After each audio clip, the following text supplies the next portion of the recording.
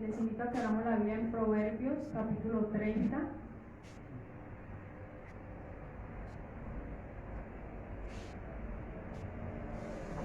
Proverbios, capítulo 30.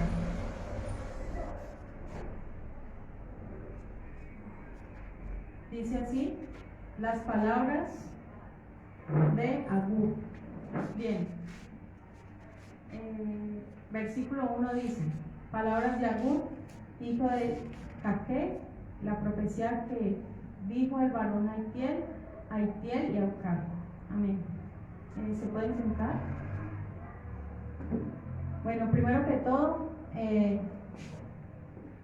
¿quién es Agur? Sí, bueno, aquí entramos a otra colección de textos. Es una colección nueva, ¿sí? Al parecer se ve un nuevo autor, ¿sí? Llamado Agur. ¿Quién fue Agur? La Biblia no menciona mucho sobre Agur, ¿sí? Es la única parte pues donde lo menciona en este capítulo, es el autor de este capítulo 30. La Biblia no habla mucho más sobre él, ¿sí? Ahí en el versículo 1 dice que las palabras de Agur, hijo de Jaque, ¿cierto? Y dice la profecía que dijo al varón Aitiel y Aitiel Aucar, o sea que parece que eran como unos discípulos, o sea, no, parece que no era un personaje solitario, ¿cierto? Sino que tenía como una comunidad, ¿sí? Que de pronto le escuchaba, o sea, ahí muestra que eran como discípulos, estos varones Aitiel y Aucar, que tampoco sabemos mucho acerca de estos hombres, quiénes eran. Hay muchos que creen, muchos comentaristas bíblicos, que Agur se refiere al mismo Salomón, ¿sí? Solamente que con un seudónimo, o sea, con un nombre alegórico, un nombre artístico, que él mismo se dio como un personaje y que le puso Agur, ¿sí? Pero era Salomón, o sea, no sabemos en realidad de quién se trata este hombre Agur. Lo que sí podemos saber es que era un hombre sabio, ¿sí? Que un hombre que muestra en este libro de Proverbios, muestra mucha sabiduría.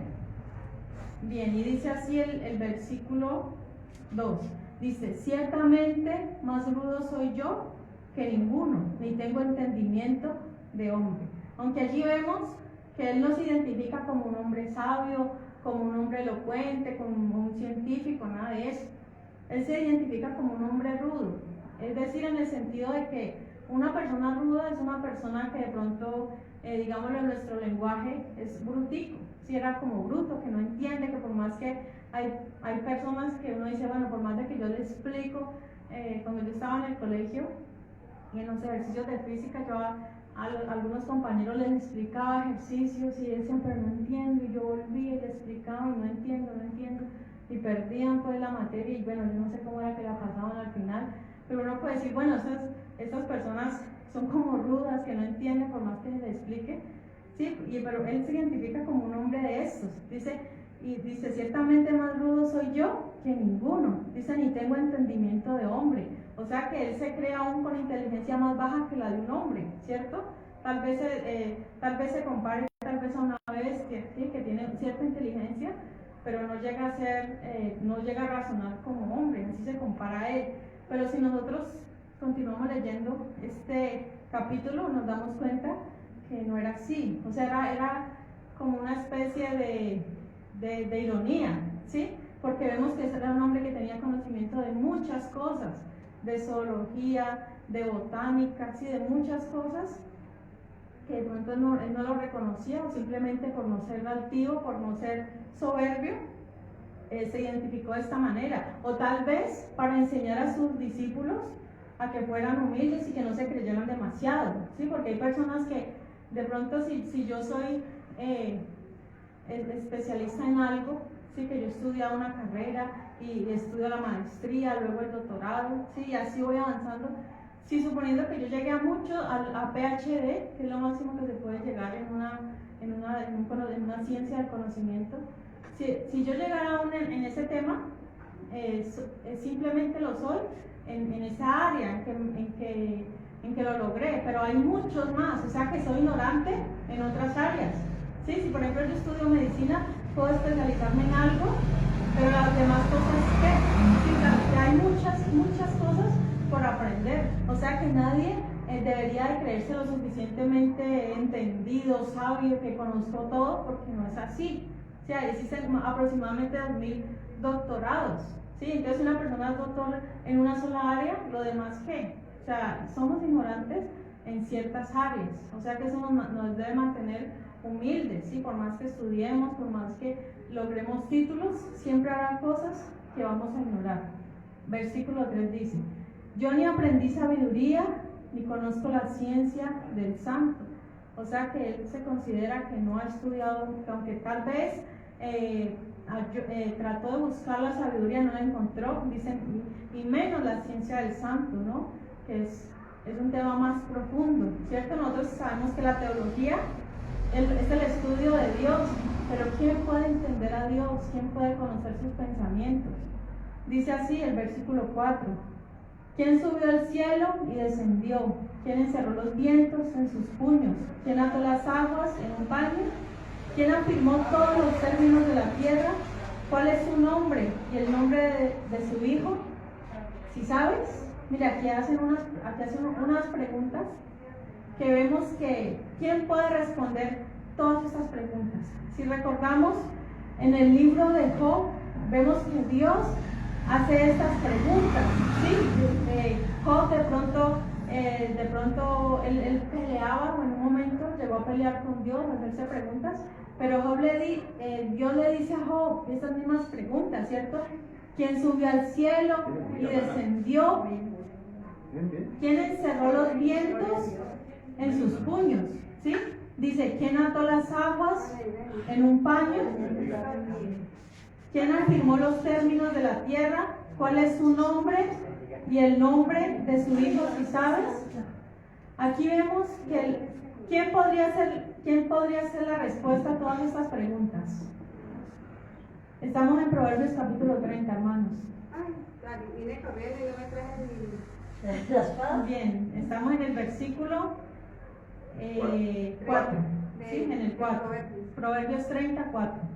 Bien, todas estas preguntas vemos que tienen dos posibles respuestas. ¿Quién subió al cielo y descendió? Podemos decir nadie, ningún ser humano común, ¿cierto? ¿Quién encerró los vientos en sus puños? Nadie, o sea, tienen dos posibles respuestas, o sea, ningún ser humano corriente o Dios, ¿cierto? El Altísimo. Dice, ¿quién ató las aguas en un paño? ¿Quién afirmó todos los términos de la tierra? ¿Cuál es su nombre y el nombre de su hijo, si sabes? Estamos hablando de un hombre llamado Agur, que no sabemos mucho acerca de él, pero aquí podemos ver por estas preguntas que hace. Dice cuál es su nombre y el nombre de su hijo, si sabes, que se pudo tratar de un profeta, ¿cierto? Porque estaba anticipando ¿a quién? Al Señor Jesucristo. Nosotros hoy ya tenemos la respuesta a este interrogante. ¿Cómo se llama el Hijo de Dios? Jesucristo, ¿cierto? Jesucristo se hizo hombre y Él es el Hijo de Dios. Pero aquí, para este momento, es un tiempo muy antiguo. Ellos no conocían todavía, ¿cierto? De Jesucristo. Sin embargo, ya vemos que anticipa a la pregunta, a la respuesta de cuál es su nombre y el nombre de su hijo, si sabes. Solamente nosotros sabemos que Dios se hizo asequible al hombre a través de Jesucristo. Yo quiero que vamos ahí a Juan 3:13. Alguien que me busque Juan 3:13 y otro que me haga el favor y me lea Salmo 135:7 y yo buscaré Apocalipsis 19:12. Juan 3:13. Sí, Juan 3:13, Salmo 135:7 y Apocalipsis 19:12. Porque sin causa escondieron para mí su red en un hoyo. Sin causa cavaron hoyo para mi alma, para mi red, para su red en un hoyo. Sin causa cavaron hoyo para mi alma y para vengarle el quebrantamiento sin que lo sepa. Y la red que él escondió lo prenda con quebrantamiento caiga en ella. ¿Cuál es ese? Salmo 35. Ah, no, es 135:7. Ah, es 135. Sí. Yo aquí lo tengo, Salmo 135:7. Dice, hace subir las nubes de los extremos de la tierra, hace los relámpagos para las lluvias, saca de sus depósitos los vientos. Ahí está hablando, es un salmo mesiánico del Señor Jesús. ¿Y alguien tiene Juan 3:13? Yo tengo la Nadie subió al cielo sino el que descendió del cielo. Amén. El Hijo del Hombre que está en el cielo. Amén. Jesucristo es el Hijo del Hombre, ¿cierto? ¿Por qué le llamamos el Hijo de, en unas partes le llama el Hijo de Dios y en otras partes le llama el Hijo del Hombre? ¿Por qué el Hijo del Hombre? Porque se hizo hombre, ¿sí? Semejante a los hombres. Esa es la razón, porque en algunos pasajes vamos a encontrar a Jesucristo como el Hijo del Hombre. Bien, entonces, mire, conocemos a Dios únicamente por lo que nos ha sido revelado. No es posible a través de sabiduría humana conocer la ciencia del santo. Simplemente Dios nos dio una revelación y no podemos conocer más allá de lo que está en la Biblia. O sea, Dios, por ejemplo, no va a hacer una revelación particular a alguien sobre Dios, sobre el nombre de Dios. De pronto nadie va a poder decir algún día, ay, a mí se me fue revelado cuál es el nombre de Dios, y salir con una cosa rara que no está escrita en su palabra, ¿sí? Porque Dios no dice que las cosas reveladas pertenecen a los hombres, pero las cosas ocultas pertenecen a Dios. Dios no le va a revelar solamente a unos cuantos un nombre. ¿Por qué? Porque ahí es cuando salen sectas, ¿cierto? Que dicen, ya no se llama Dios, sino que se le dice tal nombre y se cambian. Ahí es cuando salen herejías, ¿cierto? Con revelaciones extrañas que realmente Dios nos las ha dado. Apocalipsis 19:12 dice así: sus ojos eran como llama de fuego y había en su cabeza muchas diademas, y tenía un nombre escrito que ninguno conocía sino él mismo, ¿sí? Y también en otra parte dice que Dios tiene un nombre nuevo, ¿sí? Que en una piedrecita blanca va a revelar el nombre nuevo, pero dice que nadie conoce cuál es el nombre de Dios. Nosotros simplemente sabemos que en hebreo es Elohim, ¿No es ¿cierto? Jehová? Pero no lo conocemos. O sea, Jehová es una transliteración de la palabra Yahvé, sí, que es una palabra que en el idioma hebreo no habían consonantes, sí, entonces era solo la W, la H, la W, entonces de ahí sale la palabra Yahvé y a nuestro idioma pues transliterado Jehová, pero nadie conoce en sí el nombre de Dios. O sea, así es como Él se dio a conocer a nosotros, ¿sí? Pero nadie conoce el nombre real de Dios, incluso que nosotros tenemos un nombre nuevo. Nosotros en el cielo no nos vamos a llamar como nos llamamos ahora, no, Dios tiene un nombre nuevo para cada uno de nosotros, lo dice en el libro de Apocalipsis. Bien, continuamos allí, estamos en el versículo 4. Bien, entonces la respuesta es, simplemente podemos a la última pregunta, ¿cuál es su nombre y el nombre de su hijo? Si sabes, simplemente Dios, como te dice, a conocer a nosotros, mas no sabemos el nombre real. Bien, dice versículo 5, toda palabra de Dios es limpia, Él es escudo a los que en Él esperan. La palabra de Dios toda es pura, no es como una mezcla rara, ¿sí? Si de pronto nosotros conocemos de metales, si tenemos de pronto una cadena de oro, podemos ver que ahí dice 18 quilates o 24 quilates, ¿sí? O sea, o 36, bueno, dependiendo el grado de aleación que tenga con otros metales. Pero existe el oro puro, aquel que no ha sido mezclado con nada más, ni con plata, ni con bronce, ni con ningún otro metal. Asimismo, la palabra de Dios es pura. O sea, nosotros tenemos aquí esa palabra maravillosa, que tristemente muchas personas han tratado de tergiversar, de meterle, de añadirle. Y es precisamente lo que dice allí, en el versículo 6. No añadas a sus palabras, para que no te reprenda y seas hallado mentiroso. Entonces mire que la palabra de Dios es limpia, es pura, y a veces nosotros como seres humanos queremos añadirle, queremos meterle cosas nuestras, por ejemplo mandamientos de hombres, hacer creer que Dios ha dicho algo cuando Él no lo ha dicho. Y mire que esa parte es delicada, ¿sí? Es delicado nosotros meternos a tratar de decir cosas que Dios no ha dicho. Él se molesta con eso, ¿sí? Porque él dejó la palabra de Dios que es inspirada, y podemos ver un ejemplo allí. Podemos ver que, por ejemplo, la Biblia, había una Biblia que tiene libros apócrifos, ¿cierto? Que no son inspirados por Dios. Esta Biblia está añadida. Se le han añadido libros que no pertenecen a los libros inspirados. Y hay otra Biblia, ¿sí? Que es la traducción del Nuevo Mundo, que le han quitado partes. La Biblia de los Testigos de Jehová le han quitado. Entonces mire que es delicado tanto añadirle como quitarle. Y eso dice la Biblia. Acá en el libro de Apocalipsis hay una seria advertencia para los que le añadan. Dice: el que le añade, yo añadiré las plagas que están escritas en el libro de Apocalipsis. Y el que le quita, ¿qué dice? Quitaré su nombre del libro de la Biblia. Hay uno que dice Dios habla hoy, ¿no? Así se llama, es una versión. Entonces mire que es muy delicado uno añadirle o decir Dios dijo cuando realmente Dios no ha dicho nada. Entonces debemos de ser cuidadosos, y de pronto hay veces que nosotros queremos hacer una apreciación de algún versículo, y de pronto yo doy mi opinión, pues yo digo, esa es mi opinión personal, porque uno pues puede hacerlo, puede dar su opinión personal, pero no tratar de decir, no, es así, y lo que yo digo, eso está ahí, Dios lo dijo porque no es así. Entonces hay mucho cuidado con eso. Bien, versículo 7. Dice: 2 cosas te he demandado, no me las niegues antes que muera. Vanidad y palabra mentirosa, aparta de mí. No me des pobreza ni riqueza. Manténme del pan necesario, no sea que me sacie y te niegue y diga: ¿quién es Jehová? O que siendo pobre hurte y blasfeme el nombre de mi Dios.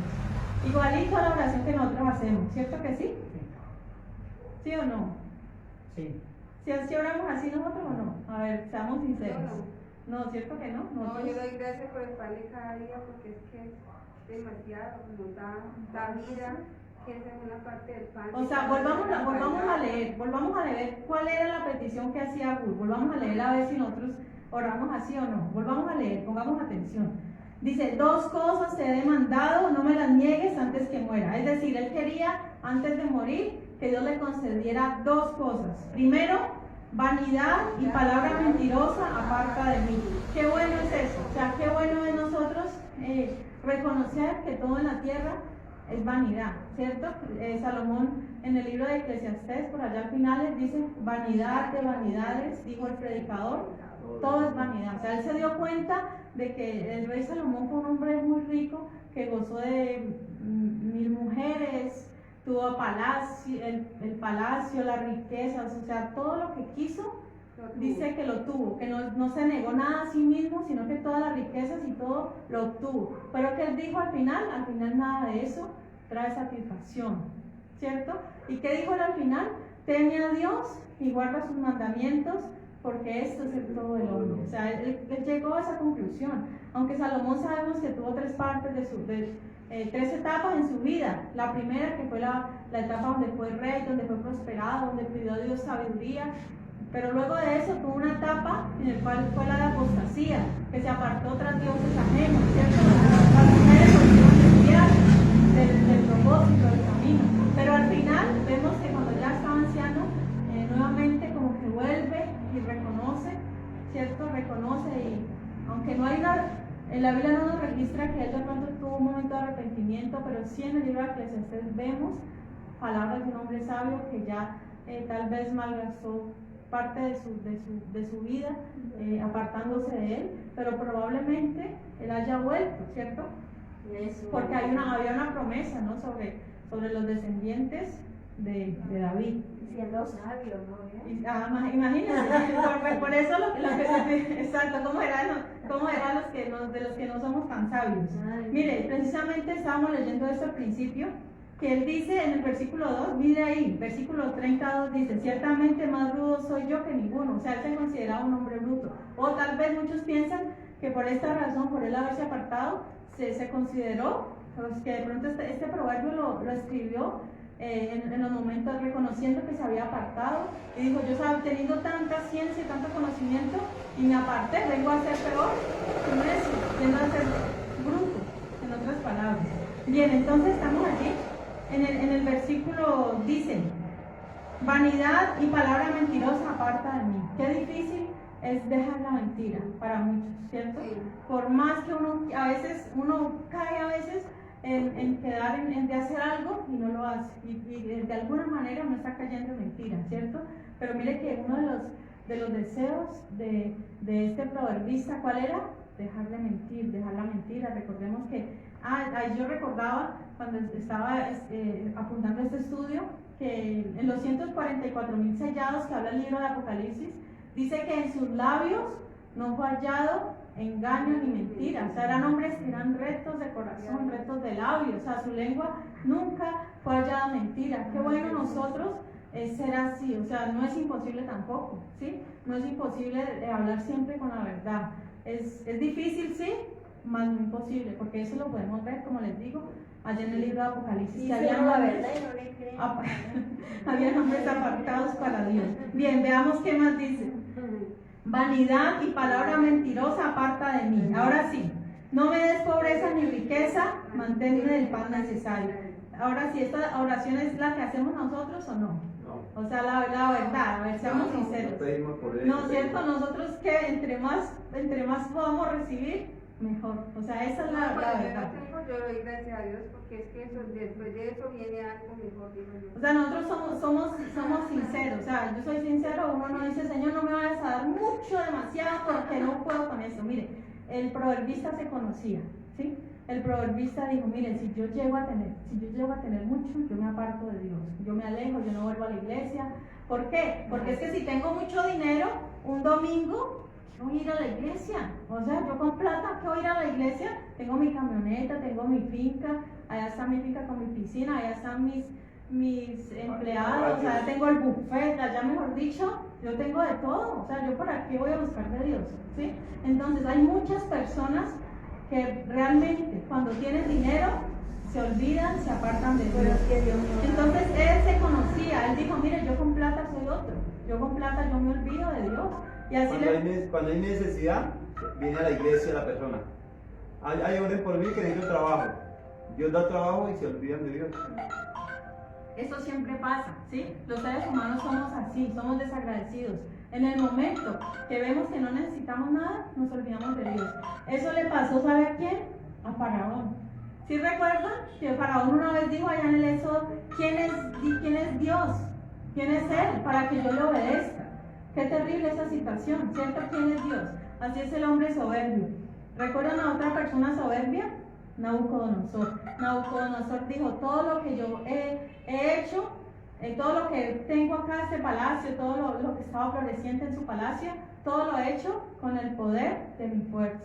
¿Sí? Entonces no reconocían a Dios en sus vidas. Entonces, él dice, no me des riqueza. ¿Por qué? Dice, porque no sea que saciado te niegue y diga quién es Jehová. No necesito ese Jehová, ¿cierto?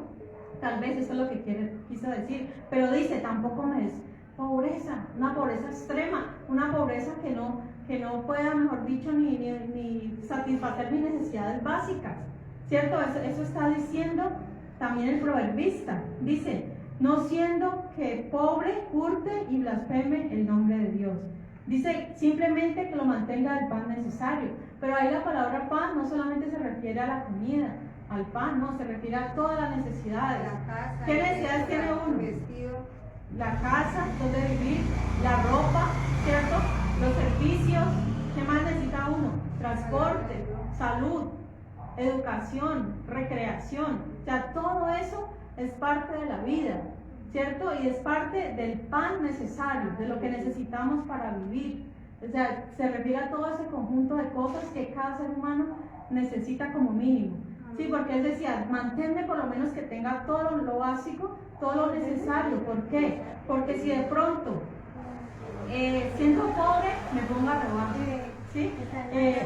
La pobreza no justifica el hurto, ¿sí? Esto no lo justifica, pero él dice, pero manténme. Y hay muchas personas, muchas mujeres, tristemente, que cuando ya no encuentran trabajo, no encuentran otra oportunidad, ¿qué hacen?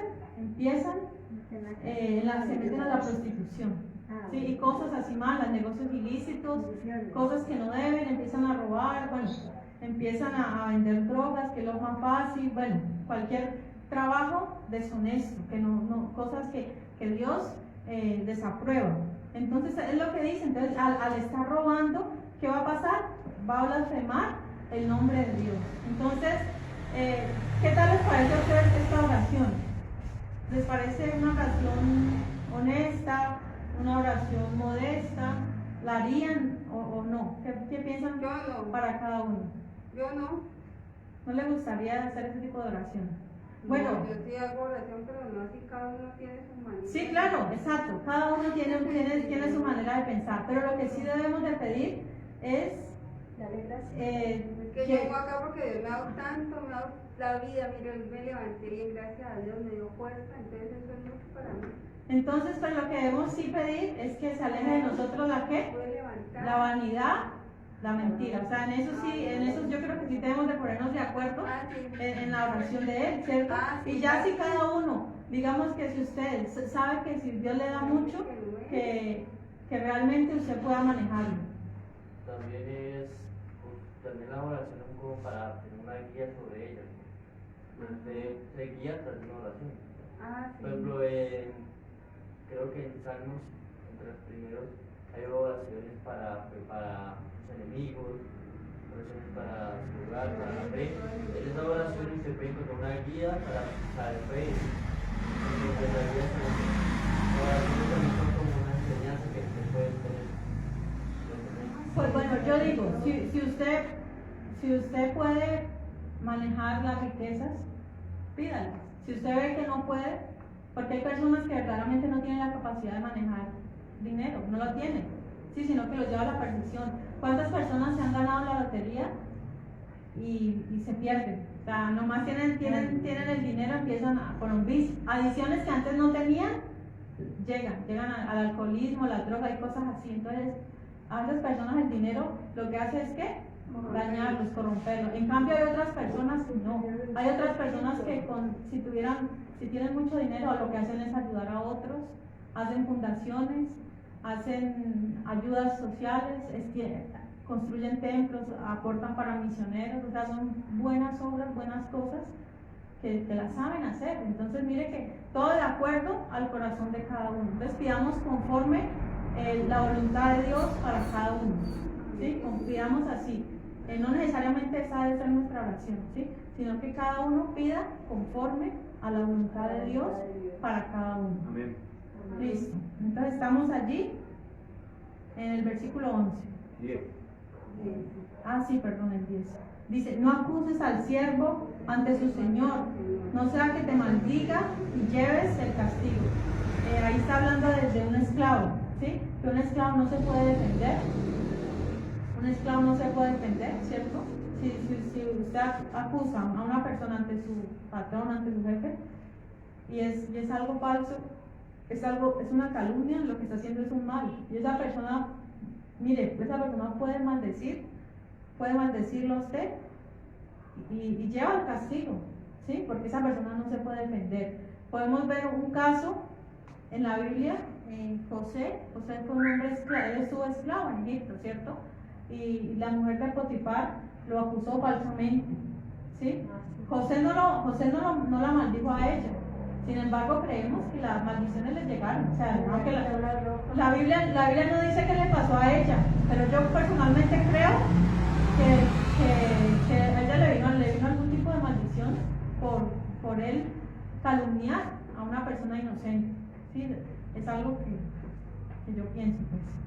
Bueno, aquí está. Ahora sí el 11. Hay generación que maldice a su padre y a su madre no bendice. Y pasemos también al 17 que tiene relación. Dice, el ojo que escarnece a su padre y menosprecia la enseñanza de la madre, los cuervos de la cañada lo saquen y lo devoren los hijos del águila. Bien, dice, hay una generación que maldice a sus padres y a su madre no bendice. Mire, empezando por esto, o sea, empezando, digamos, por la crianza de los hijos. O sea, yo quiero empezar, si bien, por los padres. ¿Por qué? Porque hay padres que no dan buen ejemplo a los hijos. O sea, no les enseñan a respetar y ellos mismos no respetan. Sí, o sea, si uno quiere que un hijo lo honre, que un hijo sea un buen hijo, primero que todo uno debe empezar por ser un buen padre, por enseñar el camino de Dios, ¿cierto? Tristemente en nuestro mundo, ¿qué los está educando a los hijos? El celular, el internet, ¿sí?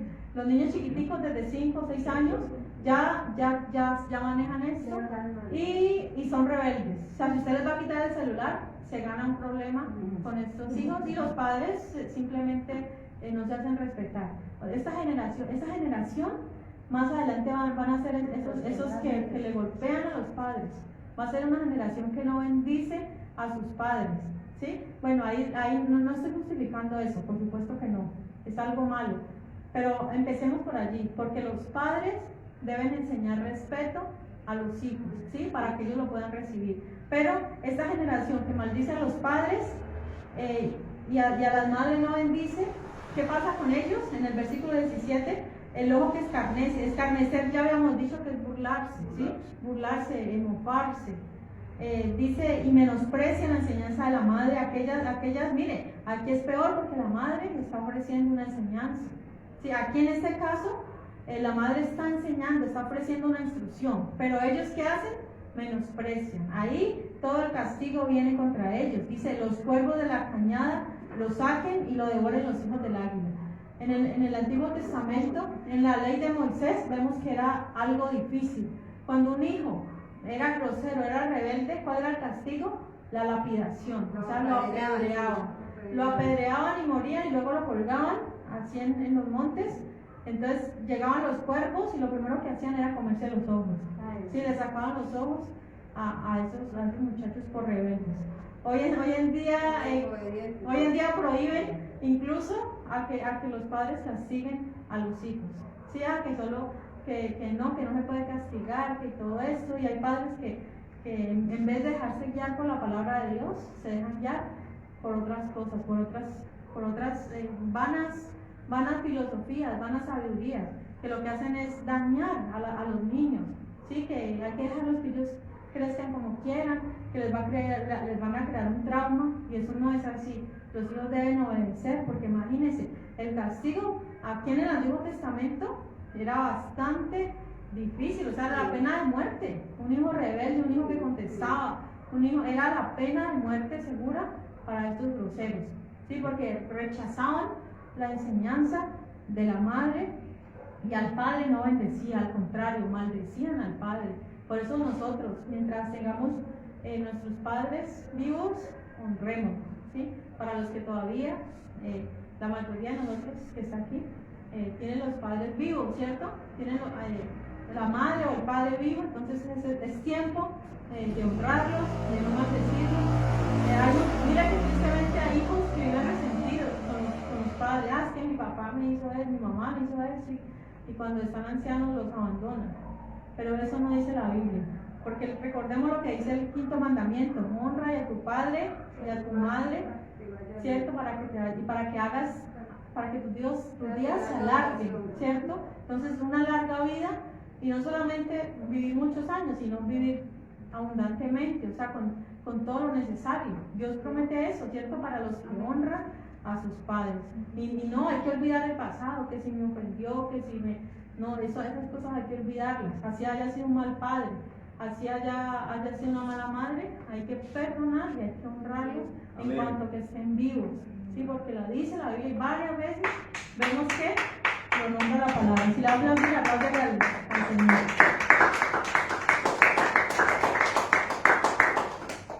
Bien, versículo 12.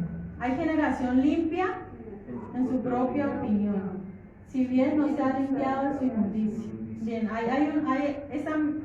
puede tratarse de esta misma generación que se creen arrogantes, se creen limpios en su propia opinión. Qué triste es eso, ¿no? Uno está en un error y no reconocer que está en un error, creer que uno está bien. Y sí que vemos casos así hoy en día, ¿no? Decir que estoy bien y que de ninguna cosa tengo necesidad. ¿Sí recuerdan quién fue el que dijo eso? Decir que estoy bien y que de ninguna cosa tengo necesidad.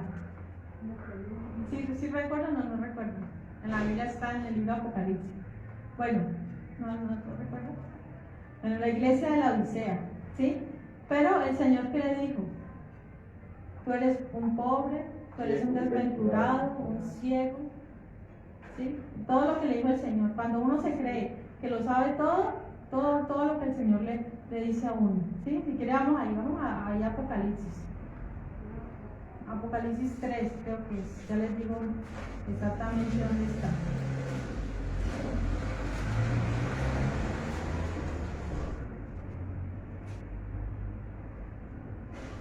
Apocalipsis 3:16 18.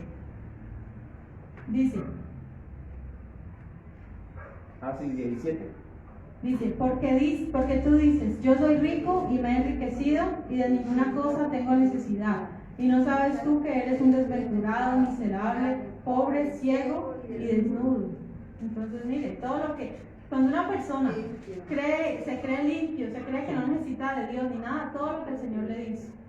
Todo lo que el Señor le dice. Entonces, eso solamente es arrogancia de esta generación. Y yo creo que vivimos en esta generación arrogante. Yo creo que vivimos y que lo podemos ver, que solamente lo que ellos dicen es así, ¿cierto? Y son arrogantes y cualquier enseñanza, incluso, mire, ¿sabe qué están diciendo de la Biblia? Yo vi que la ONU en estos días, no vi bien la noticia, pero alcancé a ver por ahí el titular, que la Biblia está diciendo que incita al odio, que la Biblia es un libro que incita al odio. Leí eso. Entonces imagínense, se creen sabios, solamente lo que ellos digan está bien. Pero dice, no se han limpiado de su inmundicia, o sea que son hipócritas, porque verdaderamente están inmundos. Versículo 13, hay generación cuyos ojos son altivos y cuyos párpados están levantados en alto. Está hablando de esa misma generación, ¿cierto? Ojos altivos. Acordemos lo que dice la Biblia, 6 cosas aborrece Jehová, y una de ellas, ¿cuál es? O la primera, ¿cuál es? Los ojos altivos. O sea, mirar con altivez, creerme yo mejor que los demás, que yo siempre hice mucho y lo aprendí mucho. Entonces, eso es parte de la altivez que el Señor dice, el Señor detesta a los altivos, el Señor los mira de lejos. Nuevamente, yo creo que de la altivez hemos hablado bastante, ¿cierto? En el libro de Proverbios, bastante hemos hablado, pero nuevamente el Señor, a través de un hombre sabio, ¿cierto? Nos está mostrando que la altivez no es buena, ¿sí? Dice, cuyos párpados están levantados en alto, o sea, que miran a las demás personas por encima del hombre, creyéndose superiores a ellos. Versículo 14, hay generación cuyos dientes son espadas y sus muelas cuchillos, para devorar a los pobres de la tierra y a los menesterosos de entre los hombres, ¿cierto? Ahí habla de codicia y crueldad. Son personas que no les importa dañar a los demás, a los pobres, con tal de satisfacer su codicia. Mira, hay personas que no les importa, verdaderamente, no les importa la crueldad, no les importa hacerle daño a las personas, no tienen compasión de nada, de nadie, solamente por codicia. Sí, imagínense, dice, sus dientes son como espadas y sus muelas como cuchillos, y devoran, o sea, no les importa devorar a todo lo que venga a su paso, o sea, que son como bestias. Realmente, una persona codiciosa se olvida de todo, pierde el sentido común y se vuelve como una bestia, ¿cierto? Porque ¿quiénes son ellos? Que sus dientes son espadas y muelas cuchillos. Bestias, ¿cierto? Los animales del ¿cierto? Salvajes, o los que viven en las profundidades del mar, ¿cierto? Que son los que devoran a las presas, no les importa hacerle daño. Bien, versículo 15. Dice, la sanguijuela tiene 2 hijas que dicen, dame, dame. Dice, 3 cosas hay que nunca se sacian, aún la cuarta nunca dice basta. Bueno, hablemos de la sanguijuela. La sanguijuela es un animalito algo así como una lombricita, no sé si la han visto algún día. No, ¿sí? Una babosa, ¿cierto? Parece babosa, pero es como una lombricita, Sí. negrita, que tiene como unos anillitos. O sea, una vez yo me acuerdo que yo estaba en el río, no, ellas son del agua.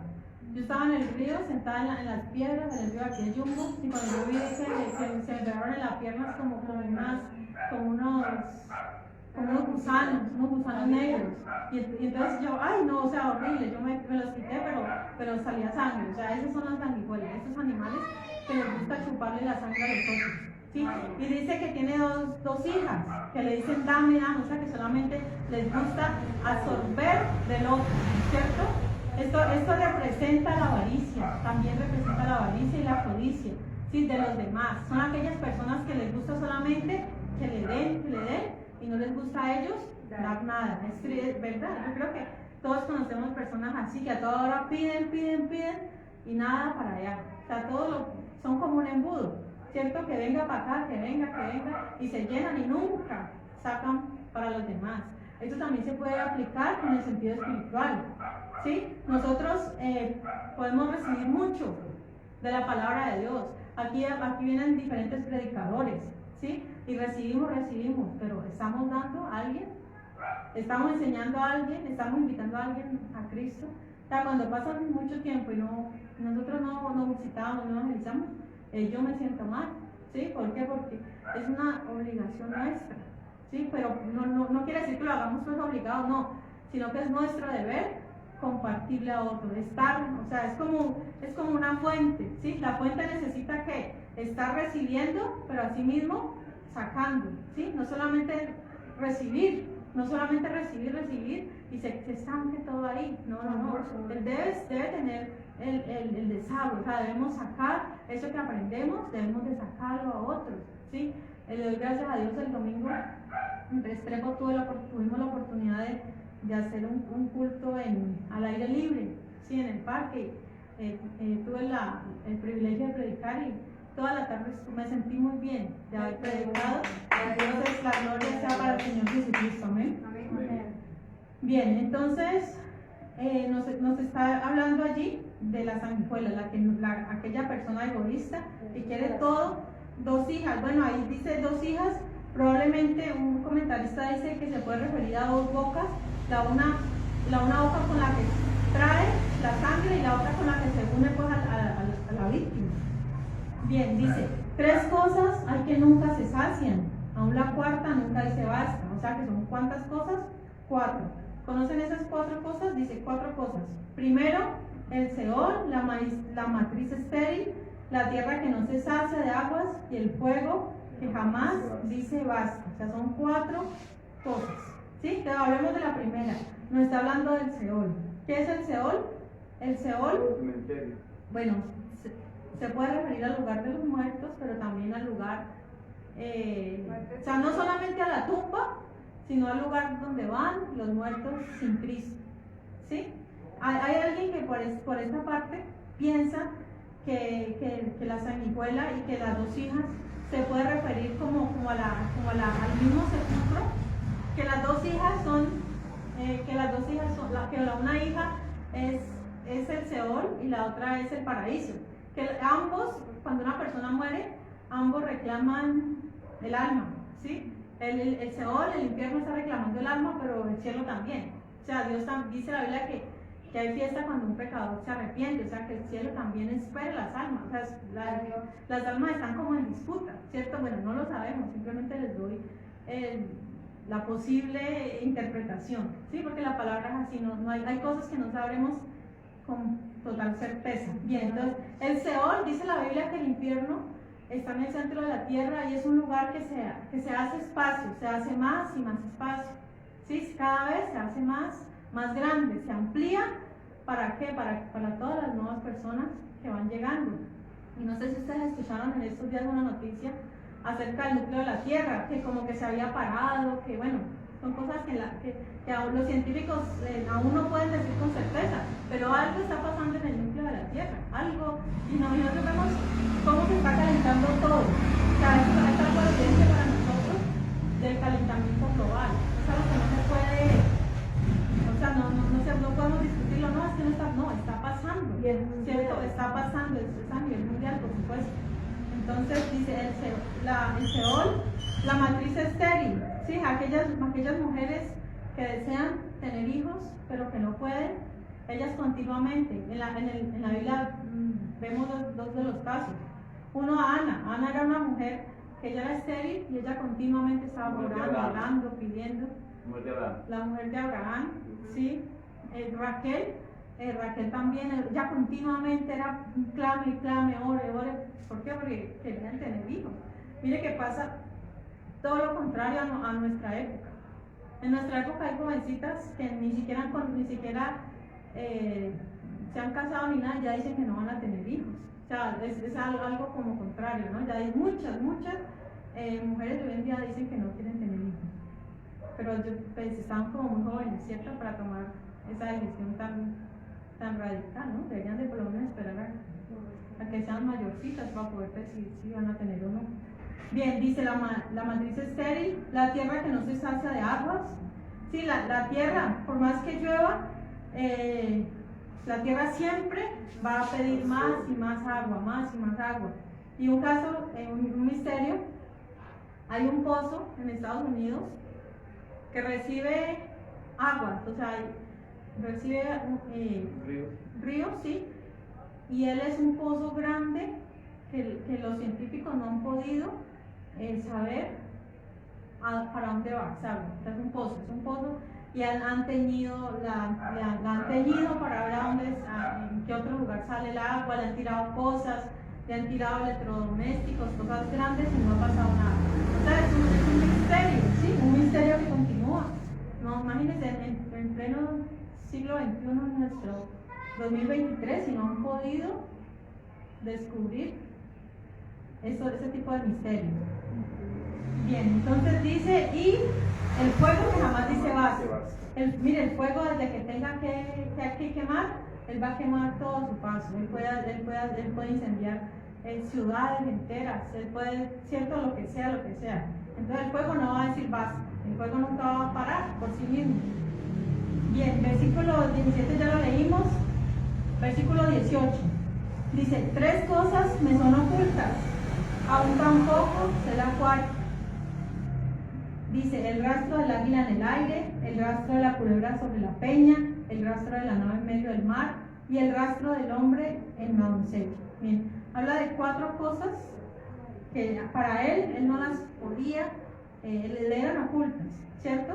Dice, es decir, como el águila volando, ¿sí? Un águila volando en el cielo, nadie puede seguir su rastro, decir, sí, por aquí pasó un águila, véala, ella pasó por aquí. No, ¿por qué? Porque es que el aire es extenso y no se puede determinar dónde estaba. Y tal vez si alguno hubiera conocido de los aviones, tal vez diría lo mismo, ¿cierto? Tal vez diría lo mismo, ¿por qué? Porque un avión, los aviones tienen rutas, ¿sí? Pero igual, si usted mira, sí, por aquí pasa un avión, pero al ratico ya no queda ninguna. A veces dejan como una estela, ¿cierto? A veces que pareciera que hubieran botado algo y es gasolina, que ellos expulsan gasolina, ¿no? Sí, otra clase de combustible pero no creo que sea gasolina. Pues el combustible que ellos usan, pero sí es gasolina. sí, pues porque es que cuando ellos van a aterrizar, ellos no pueden tener mucha gasolina, no pueden. Entonces lo tienen que ¿Es expulsar. gasolina, pastora? Sí. Yo pensé que era otra cosa. Etanol o otra. Sí, pero la gasolina que no es la misma de gasolina de avión. Sí. Bueno. Bueno, entonces así mismo, si él dice no se puede ser, mire, los aviones tienen una ruta, pero las águilas o las aves, ellas no, ellas andan, mejor dicho, andan sin rumbo fijo, ellas vagan por ahí. ¿Qué más dice? El rastro de la culebra en la peña, ¿sí? Una culebra, si se desliza por la arena, la podemos ver el rastro, o por el barro, o por la piedra, pero si es por la piedra, no se pudo saber que por ahí pasó. Dice el rastro de la nave en medio del mar. También la nave o el barco, cualquier cosa que pase por el mar, al momentico como que deja una bola, una estelita ahí que pasó, pero ya al ratico ya se desvaneció, no hay una ruta fija. Pero mire que hoy en día, a través de radares, sí tenemos que tener en cuenta que él no contaba con la tecnología que hoy en día se cuenta. Hoy en día a través de radares sí se puede determinar el rumbo, ¿cierto? Por dónde pasó tal, pero a través de los radares, ¿cierto? Y dice el rastro del hombre en la doncella. No sé a qué se refiere exactamente. Muchos dicen, bueno, se trata del amor de la pareja, se trata de la relación sexual, no sé. Pero también, hoy en día, con la tecnología que hay, ¿cierto? Si hay una violación, a través del ADN se puede descubrir si un violador violó a una muchacha, ¿cierto? A través del ADN se puede descubrir. De lo contrario, a simple vista no se puede. Dice, versículo 20, el proceder de la mujer adúltera es así: come y limpia su boca y dice, no he hecho maldad. Podemos conectarlo al versículo anterior, que la mujer trata de no dejar rastro de lo que ha hecho, ¿cierto? Ella simplemente, ella dice, bueno, la mujer adúltera, ella es como aquella persona que comiendo no quiere que la descubran, ¿sí? Como cuando uno se come algo y se lo come rapidito para que no me vean que me lo comí, me limpio y ya, ¿cierto? Así está, dice que la mujer adúltera es así. Ella dice, no he hecho nada malo, ella simplemente va, se baña y ya, nadie la vio, no hay cámaras de seguridad, no hay nada, entonces ella está pura ante sus ojos, ante sus propios ojos, no hizo nada. Dice, esa es la mujer adúltera. Pero lo que ella no sabe, o tal vez lo que ignora, es que ante Dios nada es oculto. Nada se oculta ante los ojos de Dios. Podemos ocultar a nuestro pecado ante las demás personas, mas nunca ante Dios. No es posible. Versículo 21. Por 3 cosas se alborota la tierra y la cuarta ella no puede sufrir. O sea que la tierra no se refiere a la tierra como tal, sino a los habitantes, ¿no? Por el siervo cuando reina, por el necio cuando se sacia de pan, por la mujer odiada cuando se casa y por la sierva cuando hereda a su señora. Entonces imagínense un siervo convertido en rey. ¿Cómo es? O sea, esto es algo odioso. Por ejemplo, en la Biblia vemos un ejemplo, el ejemplo de Jeroboam. Él era un siervo y él se convirtió en rey. Y si usted va a la Biblia, fue un rey malo. No se sometió a la ley de Dios. ¿Sí? Porque hay un dicho, el que no tenía y llega a tener, loco se quiere volver. Porque no saben cómo manejar las cosas. ¿Sí? Porque se vuelven arrogantes y altivos y no saben cómo van a gobernar. Y dice, el necio cuando se sacia de pan. O sea, no es normal y es algo que va, digamos, en contra de la naturaleza que un necio viva saciado de pan. En la Biblia vemos varios ejemplos. Uno de ellos fue Nabal, era un hombre necio que tenía muchas riquezas. También vemos el ejemplo del hombre necio que habla creo que es en Mateo o en Lucas, no recuerdo bien. Habla de un hombre necio que tenía mucho y cuando ya tenía mucho, ¿qué dijo? Alma mía, descansa, disfruta todo, ¿cierto? Y estaba saciado de pan, pero, o sea, lo que aquí dice que... Va a construir más granero. Exacto. Para dar más Te imaginas un necio, peor aumenta su necedad, ¿cierto? Con dinero. Y dice 23, por la mujer odiada cuando se casa. Bueno, ahí se puede referir a la mujer que es odiosa, aquella mujer que de pronto es solterona, que nunca ha tenido esposo, o sea, que es amargada, es algo así como beata. ¿Qué pasa cuando una mujer así al fin alcanza a casarse? ¿Qué le puede pasar? Si ustedes tienen algún caso, algún ejemplo de la Biblia, ¿me lo pueden dar? Pues yo conocí en la Biblia un caso de una mujer Penina, ¿sí? Que era la mujer del Cana, que ella como ella sí tenía hijos, a Ana la fastidiaba y le decía, eso es como yo, ¿cierto? Se casó con el esposo, ella Tuvo hijos. Si ustedes conocen un mejor caso de esto, si lo conocen, me lo pueden decir. Bien, y dice, y por la sierva cuando hereda a su señor. O sea que aquella mujer que sirve. Veamos un ejemplo, o sea, no sé exactamente este ejemplo, pero sí recuerdan el caso de Agar y Sara. ¿Sí lo recuerdan? Agar y Sara, que Agar era una esclava, ¿sí? Pero cuando ella se dio cuenta que estaba embarazada, ¿cierto? De Abraham, ¿qué hizo? Empezó a molestar a Sara, ¿cierto? Empezó a importunarle y todo ya eso. tenía hijos, entonces ya la Exacto, molestaba. claro, la molestaba. Pero, o sea, no quiere decir que Agar heredó, pero imagínense que hubiera heredado. ¿Cómo sería sea, sería odiosa, fastidiosa. A eso se refiere. Bien, versículo 24 dice: 4 cosas son de las más pequeñas de la tierra y las mismas son más sabias que los sabios. Mire, 4 cosas pequeñitas, 4 animales. Bueno, dice, primero las hormigas, pueblo no fuerte, y en el verano preparan la comida. ¿Sí? Entonces, las hormigas nos dan ejemplo y el Señor quiere enseñarnos a través de las hormigas cómo debemos ser.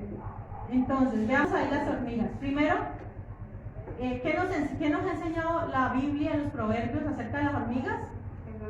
Que son trabajadoras, exacto, que son unidas, no son perezosas para nada. Pero mire, son inteligentes. Las hormigas trabajan con inteligencia. Ellas, usted va a ver, ellas todas andan, bueno, es por instinto, obviamente por las feromonas, que ellas siguen un mismo camino, ¿sí? Y llegan pues al, ¿cómo se llama? Al agujero, al nido, a la casa. Buscar comida y entre todas se ayudan. Cuando hay, Sí, bueno, la cuando hay colmena. algo de comida, todas se ayudan. Entonces Cuando hay- ellas se ayudan. Mire, aquí dice la Biblia que las hormigas son pueblo no fuerte. O sea, no son fuertes porque uno las puede coger, las puede matar y bueno, en relación a otras cosas. Pero ellas levantan cosas mucho más pesadas que ellas. ¿Sí? O sea que en ese sentido sí son fuertes en ese sentido. Sí, aquí lo que la Biblia dice es que son fuertes, no son fuertes, pero en relación a que usted las puede coger y ellas no le van a oponer resistencia, ¿cierto? Lo más que lo pueden hacer es que le apliquen pues la O sea, en sí, en términos figurados, la hormiga es más fuerte que el elefante, porque ella levanta 10 veces más su peso. Entonces el elefante no puede levantar no su puede mismo peso. levantar su mismo peso, exacto, en ese sentido, ¿cierto? Pero la Biblia le dice pueblo no fuerte. Y en el verano preparan la comida. O sea, ¿qué nos está enseñando el Señor a través de la hormiga? Ahorrar. Que hay que prever, exacto, ahorrar, prever, trabajar, guardar. O sea, trabajar cuando es tiempo de trabajar. Cuando hay verano hay que trabajar para que cuando llegue el invierno poder descansar, ¿cierto? Entonces, miren, las hormigas tienen esa previsión, ellas prevén todo y se unen, trabajan en equipo. Y entre ellas, por ejemplo, usted puede pisar una hormiga, un par de hormigas, o lo puede poner al lado de donde está pasando su camino. Y las hormigas ni nos las van a comer el cuerpo de la hormiga y se la van a llevar. Exacto. Son unidas, ¿cierto? Son unidas. Bien, entonces, ¿qué nos enseña a nosotros? Mire, la anticipación, pero mire, algo importante. Nosotros debemos de prever las cosas y trabajar para nosotros, para nuestra vejez, ¿cierto? Tristemente hay personas que nosotros vemos que, personas que muy viejitas tienen que estar trabajando porque no preveyeron lo que necesitaban y les tocó algo muy duro. Pero tuvieron toda una juventud y no fueron sabias y no ahorraron, no guardaron, ¿cierto? Nunca compraron seguros y cosas así. Y entonces, ¿de qué nos habla? De anticipación, de planificación, de previsión. Y lo más importante, no solamente trabajar por lo material acá, no solamente por lo material, sino también por lo espiritual. Trabajemos para el reino de Dios. Que el trabajo secular no nos absorba de tal modo que no tenemos tiempo para trabajar en el reino de Dios. Recordemos que este trabajo, el trabajo que hacemos aquí, solamente nos sirve mientras estamos en la tierra. El trabajo, la profesión, lo que hagamos solo sirve para acá. Pero lo que hagamos para el reino, lo que trabajemos para el Señor es eterno, es lo que va a perdurar. ¿Sí? Entonces trabajemos para el reino de Dios, trabajemos para la obra de Dios. No solamente nos preocupemos por las cosas pasajeras, preocupémonos también por las cosas eternas. Amén. Amén. Bien, estamos entonces, ¿hemos aprendido de la hormiga? Amén. Sí, hemos aprendido de la hormiga, ¿cierto? 16. Ahora vamos a ver, ¿cuál? 26. Conejos. Dice los conejos, pueblo nada esforzado y ponen su casa en la piedra. También acá en otras versiones también dice marmotas, lamanes, tejones, o sea, son animales parecidos a los conejos, ¿sí? Entonces puede ser cualquiera de ellos. Dice que ellos no son esforzados, o sea, tampoco son tan fuertes, pero ¿qué hacen ellos? Construyen su casa en la roca. ¿Qué nos está enseñando este animal tan pequeño? Que construyamos nuestra casa en la roca que se llama Cristo Jesús. Amén. Allí debemos de construir nuestra casa en la roca que se llama Jesucristo. De ahí no seremos removidos. Dice la Biblia que el hombre sabio construyó su casa en la roca, ¿cierto? En cambio el necio la construyó ¿dónde? En la arena. La arena no da seguridad. La arena el viento se la lleva. Si ventea fuertemente, usted puede ver, incluso puede ver tormentas de arena. La arena lleva de un lado a otro. Entonces los conejos construyen su casa en un lugar seguro. Ellos protegen a sus crías. Eso también nos habla a nosotros de protección, de proteger nuestra familia. ¿Sí? Protejamos nuestra familia. Aprendamos eso de los conejos, que ellos ponen su casa en un lugar seguro, un lugar donde no se preocupan. Si llueve, si vienen fuertes vientos, ellos están bien ahí, bien acomodaditos. Entonces seamos sabios y protejamos nuestra familia, protejamos a los nuestros. ¿Sí? Bien, ¿de qué otro animal nos está hablando? De la 27. Las langostas, que no tienen rey y salen todas por cuadrillas. Las langostas son una plaga seria. Los grillos. ¿Sí? Son los grillos, y en el libro de Joel nos habla de langostas, en el libro de Apocalipsis nos habla de una plaga de langostas. Mire, cuando las langostas se ordenan, se acomodan, ellas son capaces de tapar el sol. ¿Sí? Ellas oscurecen la ciudad, el lugar donde pasan, así son ellas. O sea, se acomodan en cuadrillas, son como un ejército. Sí, como un ejército así dispuestos, van a acabar con todo, van a devorar con todo a su paso. Son capaces, en una noche, son capaces de acabar con un cultivo entero, hectáreas de cultivo, hectáreas de comida. O sea, pueden dejar a una nación sin comida por bastante tiempo. ¿Sí? No quiere decir que aprendamos de ellos a devorar todo, no, sino a qué, al orden, a la organización. Si nos ordenamos como equipo, como grupo, como iglesia, podremos lograr muchas cosas. ¿Sí? Dice un dicho que una sola golondrina no llama agua, pero si se unen todas, hacen grandes cosas. Por eso cuando nos unimos como pueblo de Dios a evangelizar o a hacer algo, debemos de ser ordenados. A mí me da tristeza que el domingo habían muchos hermanos, algunos hermanos en la iglesia, y no todos quisieron ir. ¿Sí? No todos quisieron acompañarnos en el evangelismo. Me da tristeza, ¿por qué? Porque no es para nosotros, es para la obra de Dios. Y si todos nos unimos, logramos más cosas. ¿Sí? Si hay un evangelismo, toda la iglesia debe apoyar. Si hay un evento, toda la iglesia debe apoyar. Nosotros podemos ver eso de pronto en la misión de los hermanos pentecostales, que ellos hacen una actividad y todos se unen y entre todos logran construir el templo. Entonces, esto nos llama ¿a qué? Al orden, a la organización, a la unidad, ¿sí? Pero para lo bueno, por supuesto. Bien, versículo 28.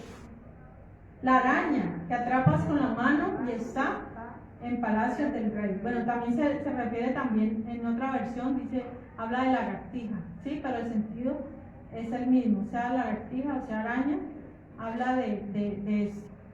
Mire, las arañas o las lagartijas, cualquiera de los dos, ¿dónde viven ellas? En todo lado, ellas viven donde quieren. Usted las encuentra en una casa humilde, en una casa mediana o en una casa lujosa, en un palacio. O sea, ellas pueden vivir donde quieran, y ellas con las habilidades, ellas tienen habilidades de que la araña, por ejemplo, tiene la habilidad de tejer, ¿cierto? De escalar, y de esa manera construyen, digamos, su vivienda, se establecen donde, mire, en un lugar muy suntuoso, muy presuntuoso, ¿sí? En los palacios. ¿Qué nos enseña la araña a nosotros? Dice, sabe usar sus habilidades para llegar donde quiera. Entonces, Dios a nosotros nos ha dado también habilidades. Usemos esas habilidades. ¿Para qué? Para lograr objetivos, para lograr metas que nos propongamos. Dice, se adapta a cualquier ambiente, no le da temor y tiene fe. Ella no le da miedo, es que no voy a ir no me da miedo porque es un palacio del reino, y ella vive allá, ella se mete No importa que sea el palacio, no importa que esté el rey, ella vive allá y ella no le da temor y ella tiene fe, ¿sí? De lo que hace, de cómo puede lograrlo. Entonces eso nos aprendemos de la realidad. Entonces, miren, estos 4 animales nos han enseñado, recordemos, de la hormiga que podemos aprender el trabajo y la planificación y prever. De los conejos podemos aprender a construir nuestra casa en la roca y proteger nuestra familia. De las langostas a estar unidos, a trabajar al orden, a la organización. Y de las arañas, la determinación, nuestras habilidades para lograr alcanzar nuestras metas. Versículo 29. 3 cosas hay de hermoso andar y la cuarta asea muy bien.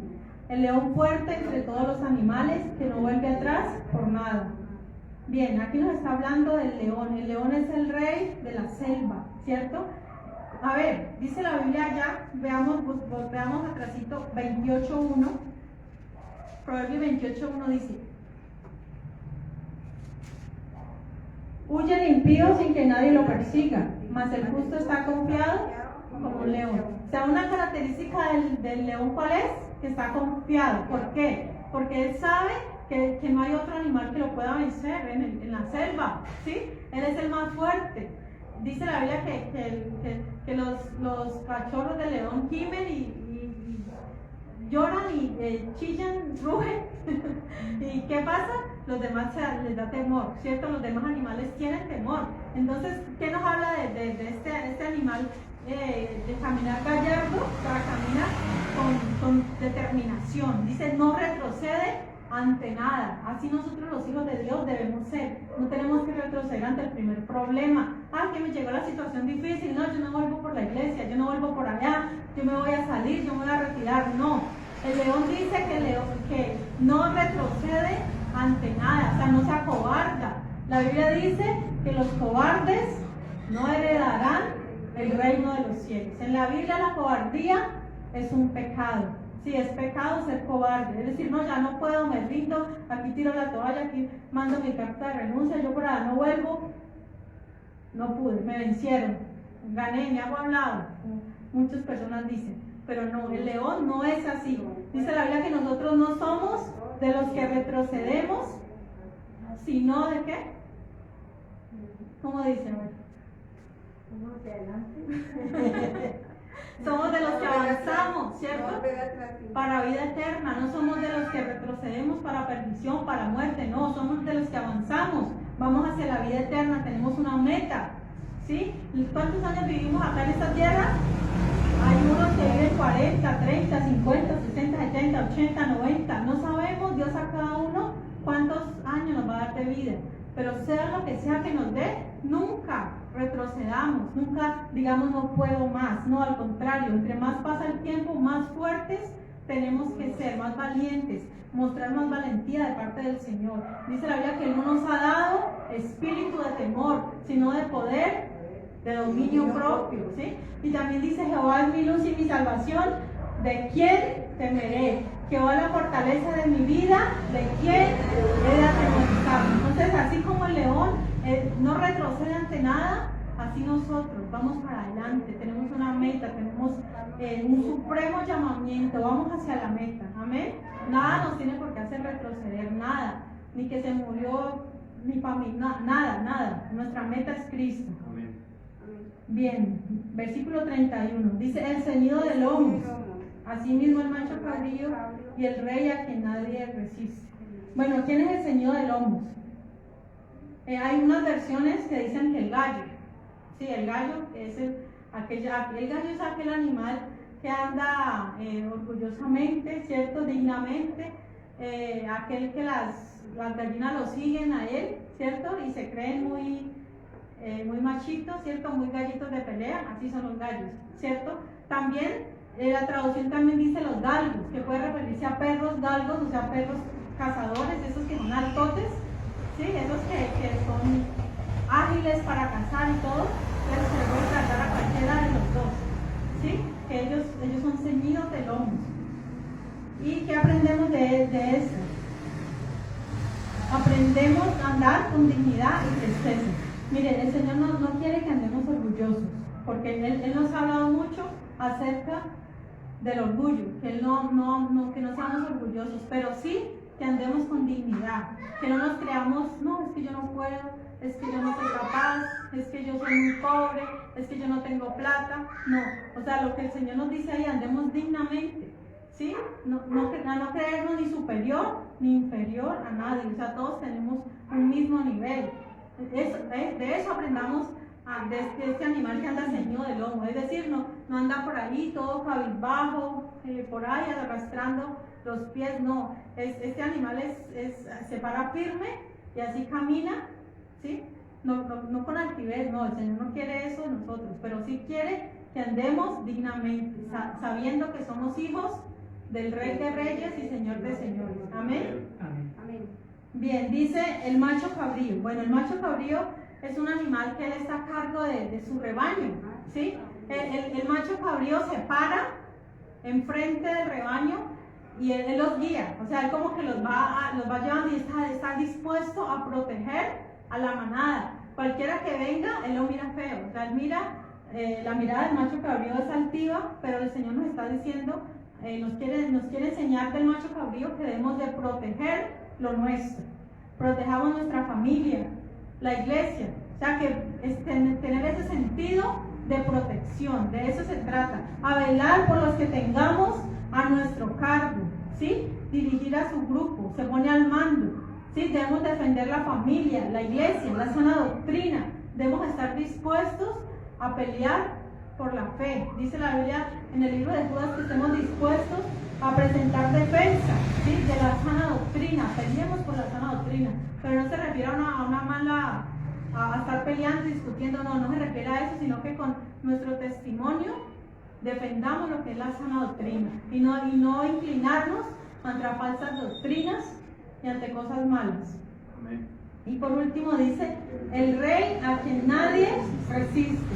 Miren, en los tiempos bíblicos, los reyes no eran cualquier persona, no eran como los de hoy en día. Miren, los reyes eran personas, eran hombres valientes, eran hombres guerreros. Los reyes eran buenos para pelear. Por ejemplo, el rey David no mantenía escondido en el palacio, no, el rey David salía, peleaba, mejor dicho, ganaba a las batallas. Sí, eran los reyes de antes, ¿cierto? Alejandro el Magno, este hombre que conquistó tantas naciones, que era un guerrero, un valiente guerrero, no como los presidentes de hoy en día, que los presidentes de hoy en día, ¿qué hacen ellos? Ellos pelean desde la Casa de Nariño por Twitter, ¿cierto? Por internet, ahí está la pelea de ellos, esta es la valentía de ellos.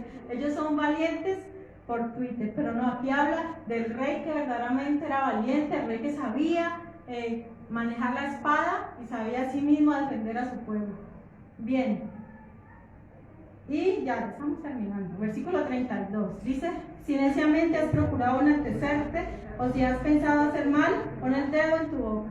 O sea, ni pensemos ser orgullosos. O sea, el Señor está recalcando que no es ser orgulloso, no es ser altivo, no. Se trata de qué? De todo lo que las cosas buenas que debemos aprender de esos animales, pero no ser necios, o sea, no buscar peleas, no buscar pleitos, no. Si usted ha pensado pelear, ¿qué dice? Ponga el dedo sobre la boca y esté calladito y no pelee, ¿cierto? O sea, ya esto lo hemos visto varias veces, ¿sí o no? Sí. Y el versículo 33 dice: ciertamente el que bate la leche sacará mantequilla, y el que recio se suena las narices sacará sangre, y el que provoca la ira causará contienda. ¿Qué quiere decir esto? Que el que busca pelea la encuentra, ¿sí o no? Es la ley de la causa y efecto. También alcanza a los iracundos, ¿sí?